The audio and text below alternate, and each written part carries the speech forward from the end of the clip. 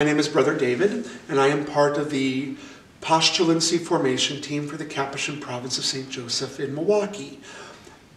And when we talk about Franciscan spirituality, the core of Francis's spirituality is that God, who had everything, God who is all-powerful, all owning, all everything, emptied himself out into the world to be the poor and humble Christ. God, that's the kenosis, to use a big 25-cent theological term. The emptying out of God is called kenosis. And Francis sees God's kenosis, God's emptying out, in becoming Christ and becoming a human being in the world. A poor, vulnerable human being like all other human beings.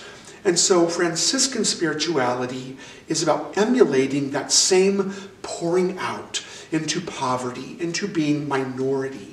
So Franciscan spirituality is to be one with the poor, to be one with the minors of the world, to use a good Franciscan term, to be with the powerless, to be with the poor, to be with those who are looked down upon in society.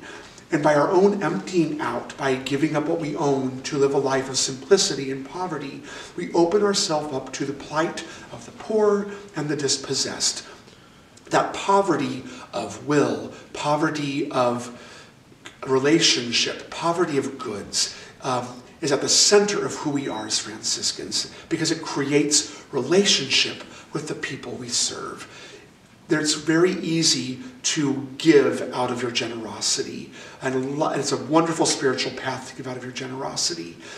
Franciscans, we give out of our poverty by being where the people we serve are.